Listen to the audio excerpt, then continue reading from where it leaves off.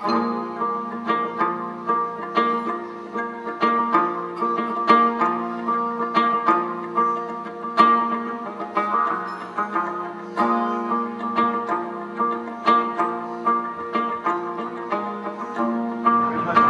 Allie. I'm here at ISIS with Greg, Stephen, and Luke of Songs of Water. They're going to be performing here tonight, also performing later this weekend at the Wild Goose Festival.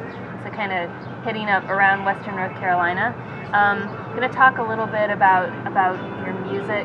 I read in this interview you did recently that you were calling it electric pawn shop music, which I thought was neat. I thought it was neat, kind of like pulling away from the world music classification. I can understand why that's tricky, but I was curious about your thoughts on how that particular genre has really morphed, like since the mid-90s or so when it suddenly became a thing.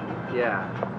You know, I think one of the beautiful things about American music, and even more specifically North Carolina music, is that you have this melding pot and a lot of different cultural influences and a lot of different musical backgrounds, you know, that come together. And bluegrass, which is known as an American music, really is a hodgepodge of several different cultures, whether it's a mandolin and from Italy, the banjo in Africa, and all these different things coming together. But for us, we're just more of like playful experimentalists. We all, you know, dabble. We have had some training in different musical styles, but for the most part, we just love experimenting. And so, eclectic pawn shop music is a little less daunting than we're a world music band, you know. So I think it describes it. I think it describes it a little better for us.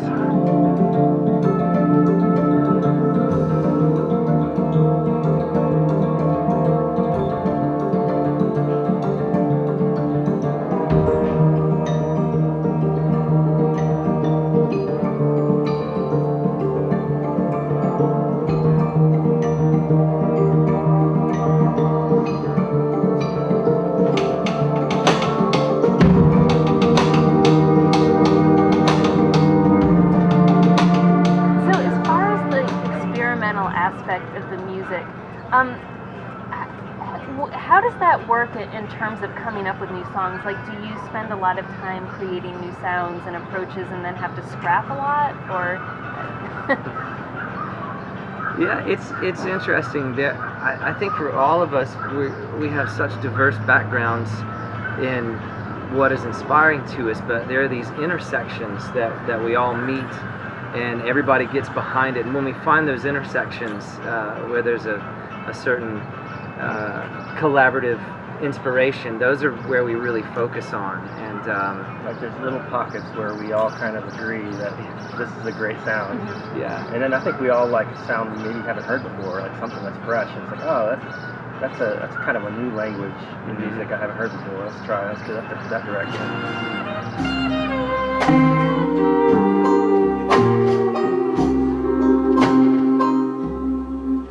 Oh, hush, little baby, don't.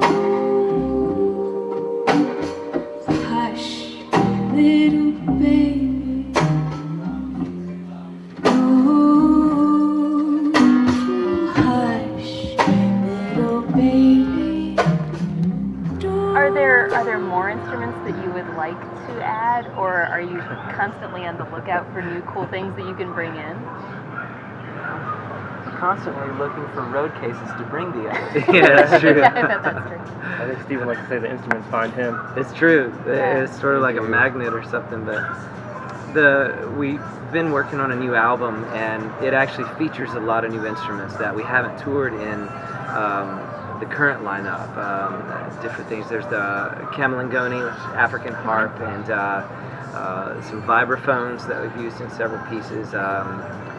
Yeah, the guzheng, it's a Chinese harp. And so when we begin touring the new record and a lot of music from that, you'll probably see a lot of other instruments than what we have now.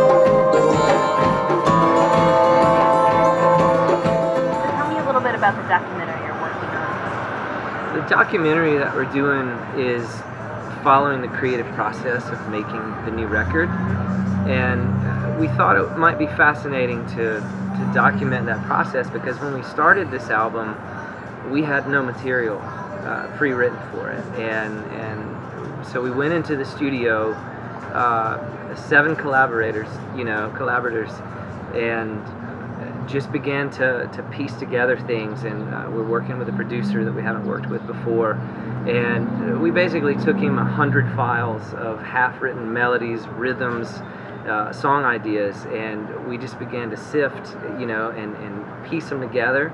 Yeah. And so the documentary really follows that process of creating something out of nothing, and hopefully capturing some of the moments that worked and some of the moments that didn't work. So yeah, it'll be a sister project to the record.